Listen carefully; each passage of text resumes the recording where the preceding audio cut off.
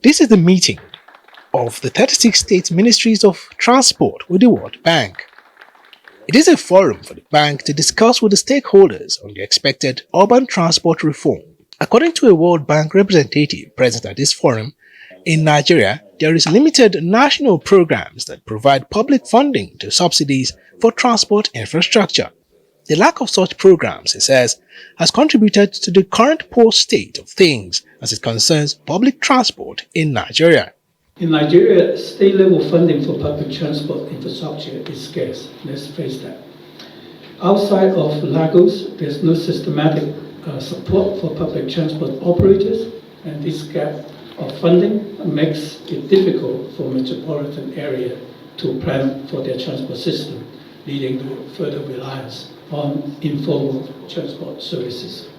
For the Transport Minister, Said Al-Kali, this forum should begin the much-needed reforms in Nigeria's public transport. We are looking forward to a situation whereby all these stakeholders will come up with a very important decision that will help us transform the transportation landscape in Nigeria.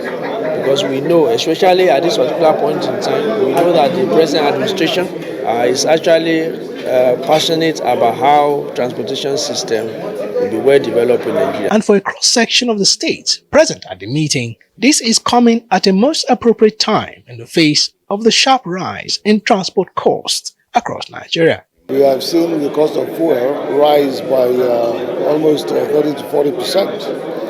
And when fuel prices rise, it makes it more expensive for people to go about their daily business.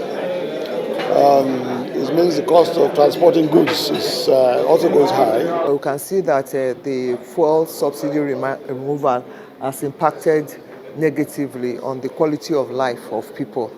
And that's why it has become very important to look for alternative fuels, alternative powers to fuel our vehicles. The Edo State government currently is procuring 44-seater CNG buses for the state. The World Bank generally intervene based on the efforts we put in place.